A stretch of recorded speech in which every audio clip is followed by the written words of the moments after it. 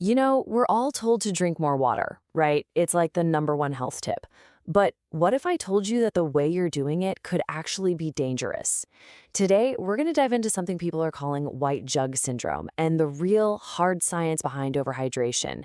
And trust me, what you're about to learn might really surprise you. So let's just get straight to the big question. Can you actually drink too much water? And the answer is a resounding absolute yes. And honestly, it's becoming way more common than you might think, partly because of that trend of carrying around those giant gallon-sized water jugs everywhere. Now, you might have heard this term floating around, fitness circles or online, white jug syndrome.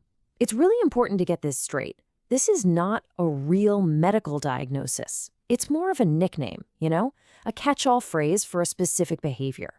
Chugging huge amounts of water, especially purified water, which can, believe it or not, lead to some pretty serious issues. It's a signpost that points to a very real problem. So if white jug syndrome is just a nickname, what's the real danger here? What's the science?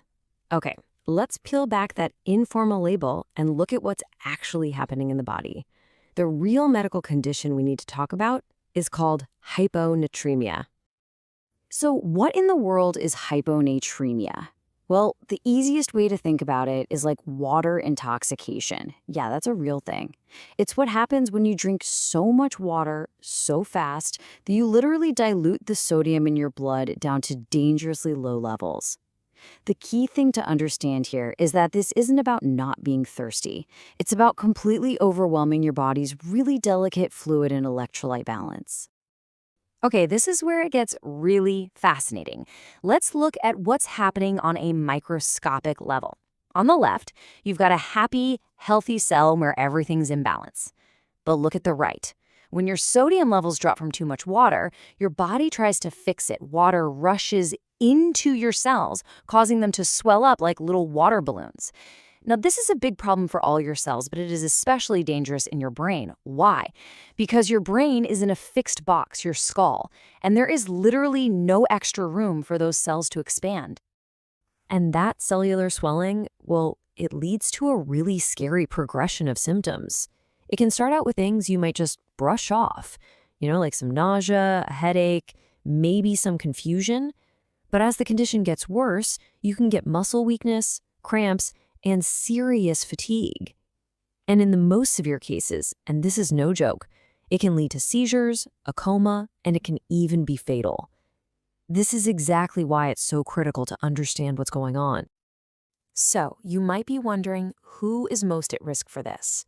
While it can technically happen to anyone, endurance athletes are in a particularly vulnerable spot. Just picture it. Marathon runners, triathletes, they're sweating for hours, losing not just water, but tons of salt and other electrolytes.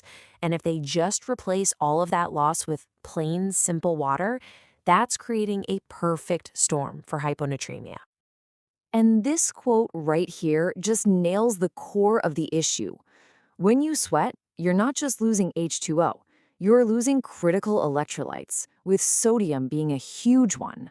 So if you just chug plain water to rehydrate, you're not replacing the lost sodium. You're actually just diluting what's left in your system even more, making the problem worse, faster. This brings us to another really interesting piece of this puzzle. It's not just about the quantity of water you drink, but also the quality. So let me just ask you this. Are you drinking dead water? What do I mean by dead water? Well, I'm talking about water that's been so heavily purified through processes like distillation or reverse osmosis that it's basically been stripped of all its naturally occurring minerals and electrolytes. And these guys, sodium, potassium, magnesium, they are absolutely essential for everything from your nerves firing correctly to your muscles contracting. So drinking massive amounts of this mineral-free water can actually speed up that dangerous electrolyte dilution we've been talking about. Okay, I know that all sounds pretty intense, but here's the good news. Preventing this is actually way easier than you think. So let's pivot from the problem to the solution. Let's talk about the rules of smart hydration. It really all comes down to balance. First and foremost, listen to your body.